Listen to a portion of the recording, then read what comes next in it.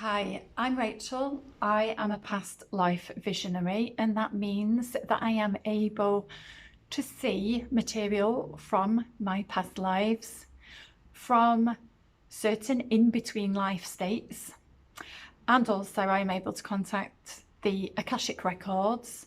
So that can be different again. So I can access things that have happened in a different time, space, reality, involving people who are in my soul family, involving other people, and those are different states.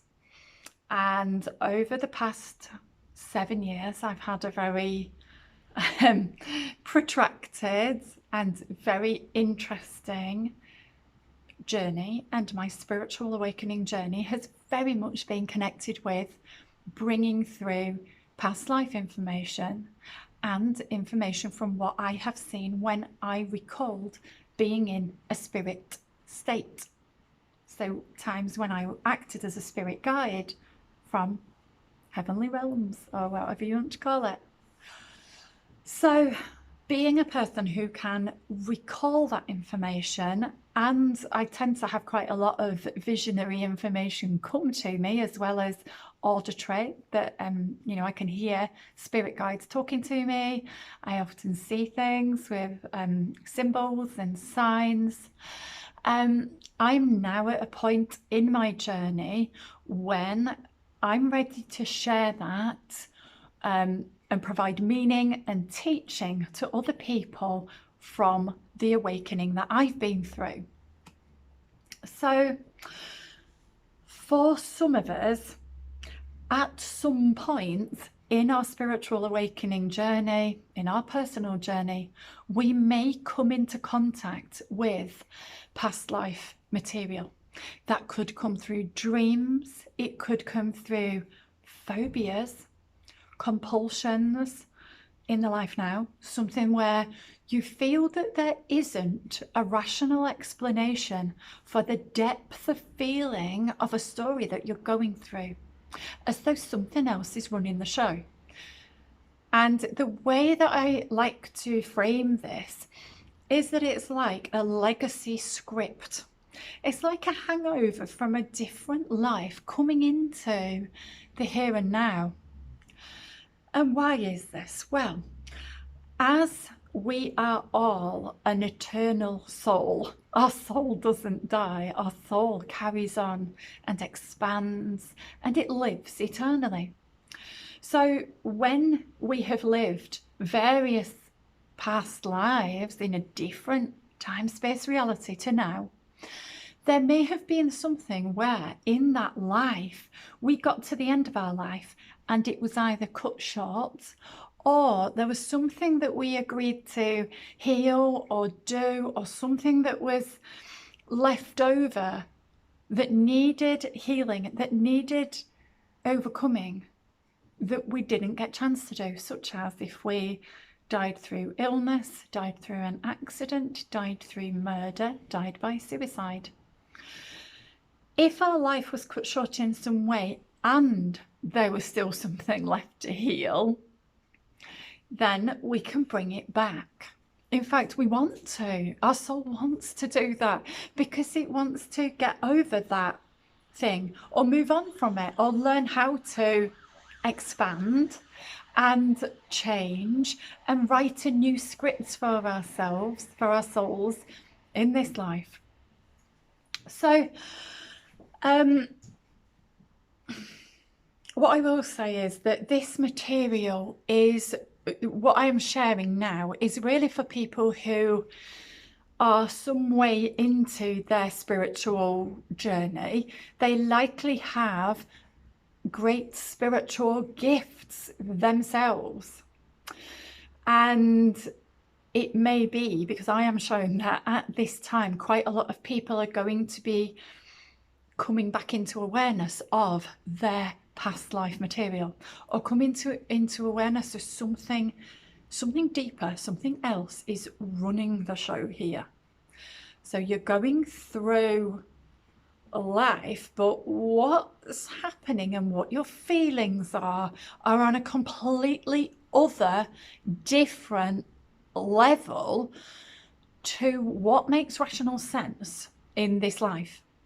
Or you may be on a healing journey, and whoever you're working with, you may be in recovery or in healing, working with your trauma. Whoever you're working with keeps guiding you back to childhood, and you're like, it's not childhood, it's just not. There's something else here. That was me. I was like, counselling just keep taking me back to my childhood. I know it's not that. I know it's something else. But when nobody says, and people are thankfully saying it now, when nobody says, hey, you might actually be going through something that is connected with a different time-space reality. You may be trying to bring something back that needs healing from a past life. Once that is there as a thing that can happen to anybody, because we're all humans and this is a fact of our existence, once that's there as a thing, you might kind of go, oh, that makes sense now. There's a big like, oh, I get it. Right. Now, this might be very, very deep. It might be connected with very deep trauma. I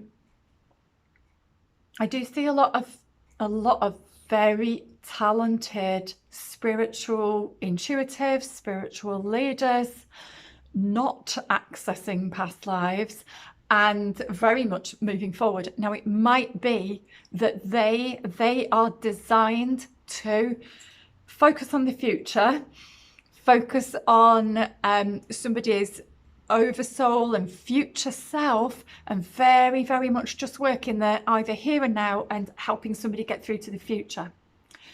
That may or may not work if you have a client whose issues and trauma are because of a past life legacy script running the show in the here and now.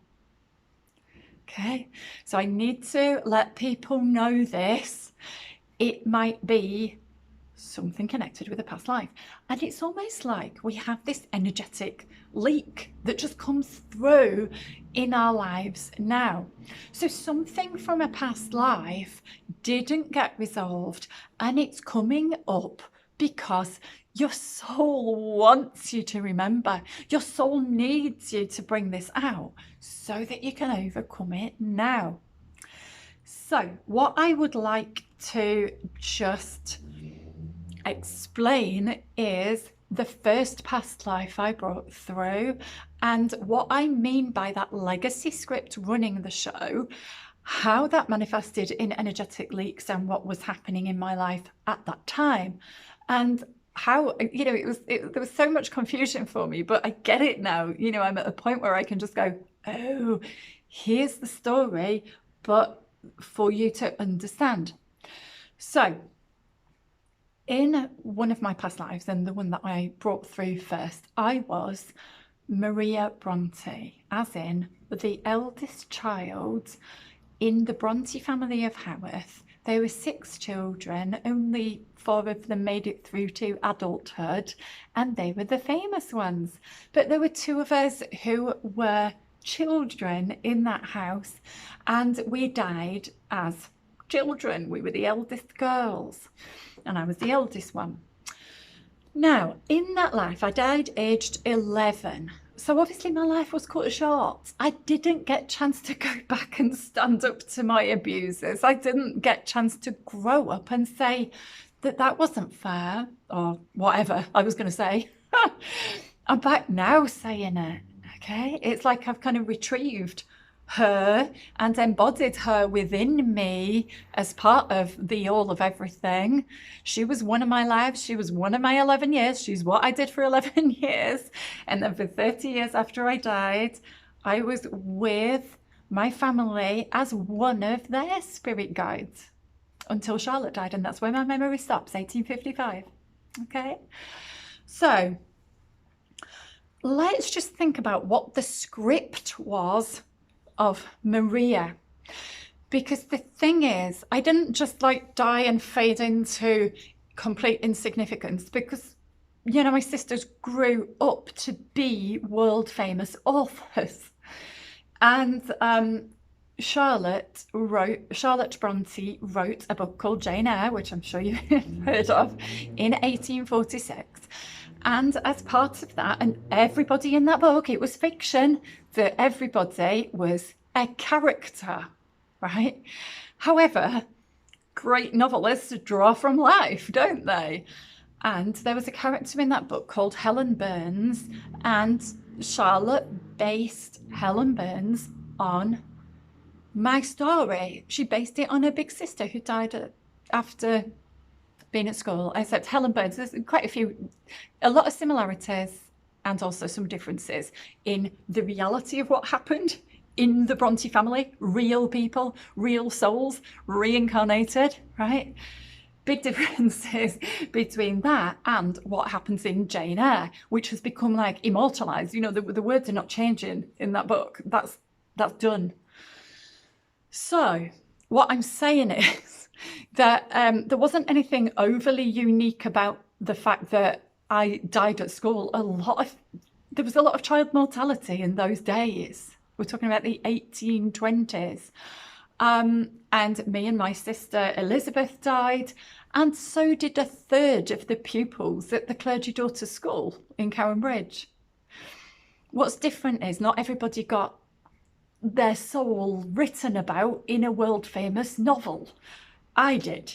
Therefore, I kind of exist in the collective conscience as dead, voiceless martyr girl. Do you see where the legacy script comes in? If I, on a soul level, know myself as being permanently dead, unseen, has no voice, can't stand up for herself, goes through abuse, dies from it, and is just generally like some kind of martyr, then what sort of script does that give me as Rachel now? It makes me feel like I can't speak up for myself, and I'm going to go through abuse again, but I'm not going to understand it, and there's all this like confusion. Yeah. So this is a legacy script running for me, and it got me, like it got me in the chest. There were pains in my chest while I died of TB. So there would be chest pains, wouldn't there? And it would make me feel like I couldn't breathe. And everything connected with the Brontes was all so loaded. They weren't just writers. They were like, why do I know these people? Why am I spending like a year of my life seeing them back in, like, you know, 1825 to 1855? Why have I got this entire body of knowledge where I can see?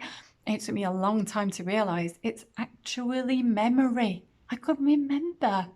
But what I couldn't do until I really, really, really, really grasped into my own past life, then I started seeing, prior to that, when I was actually a child in that house. And then I have a different kind of memory bank. It actually looks different.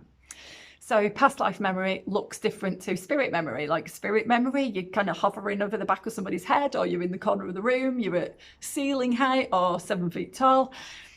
Okay, so that's spirit memory, where you've got this 360-degree view of everything that's going on. Past life memory, you're looking out from your eyes. Of course you are. So you're at actual height, and you're in a room with objects around you that you can see, and you can see what you're wearing, and you can see who's there. That's very different. You're operating in a different type of memory. So all of this took a long time for me to bring it through. And the purpose of me bringing it through is partly because it's a story that's attached to an already public story. And that caused me a lot of confusion and anxiety, actually, because being from an entirely normal family, just growing up in a really regular, totally non-famous family, how do you then go to I can actually see these famous people, and what's more, they're talking to me like I'm just like their family member or mate, or like totally on a par with me. So that screwed my head up for a while, this cognitive dissonance about, well, we're meant to be, you know, lesser than them. And it wasn't until on the inside I made myself just like them, then it came through. Then I could be a member of their family because I just was, because we're all equal on a soul level, right? But it wasn't until I could believe that of myself, that I deserved to be in that family that people will, like, you know, praise and, you know, lord over. Oh, well, you know, no, actually they're a completely regular family, and I have every right to communicate with them and see my past life same as anybody else does. You could see yourself as anybody in a past life because you've likely been a great number of people.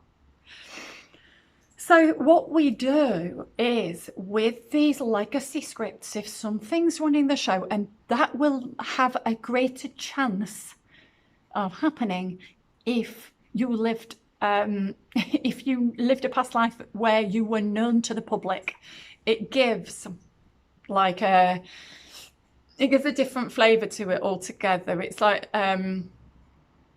being a non-famous person now, but growing up with this soul legacy of knowing that there's that fame element that makes you feel like you just can't breathe. It's horrible. I don't know how celebrities do it, but I guess they choose it. I can only make offer a suggestion that it must be like being a family member, a really regular family member of somebody who becomes really famous. It must be like what they go through. They kind of go, oh, but this is private, and suddenly it's out there and suddenly it's public. That complete explosion from private to public is quite a thing to cope with. So what we do is we bring it back and we reenact it. It's like getting on the stage. It's like you're the playwright in your own life, and you write your script, and then you step up onto your own stage, and then you do a reenactment of what needs to be fixed, which could be, you know, trauma from another, you know, it's like having another scene or being in another play. You know how like Henry IV is in different Shakespeare plays and Mark Antony's in different Shakespeare plays. It's like being like that. You're starring in different plays, but you are a real being. And yeah, you're reenacting. All the world's a stage, and each of us have our parts. So we have our entrances, like our births, and our exits, our deaths, and we keep coming back on the great cycle of life. And when we bring this back, it's for the purpose of our soul expansion. So we know ourselves as this newer, fuller version of ourselves because we chose to feel it again and to heal it. And there are methods for doing this. And very much I have found that somatic healing is the way to go, because your body is so connected to your soul's knowing. Like, your body keeps the score, your body knows. So when you hear people talking about quantum healing, that's what they're on about. It's from like a different time, space, reality, but you're embodying it in your energy field within, and, you know, within, inside the cells of your body, but also in your energetic field, so in your aura. And that can be running. It can be running in your life, and other people can pick up on that as well. Other people can pick up on you as a soul from different times. You know, somebody could be watching this now and then go away and have a dream about, you know, me in the south of France or something. And if anything like that happens, my door is open. Let me know. I do have people who seem to know me from a different time and place, and they will come in and say, hey, I dreamed about you in this building or in this place, and you were doing this. And that's great because that gives me information. I could appear to you as my oversoul, as a different, you know, as my energetic being, but in a different time and space. I could come through to you, same as you could come through to me. So just knowing that can be very freeing for us. Now, make no mistake, this can often come through horrible experiences in our lives. So we could go through something really traumatic in this life, and it might not even look like it ought to be that traumatic to other people, but we feel it. We feel it like on such a deep level. It's horrendous. And it's because there is some other story attached to it from another lifetime. When we bring in our other stories, we might even bring in other players who've come from another lifetime, and we meet them again, and we're going to resolve something in this time space reality, or not. Or maybe one person resolves it and the other person's no idea. Or it could be that people are just like really, really unconsciously triggering each other all the time.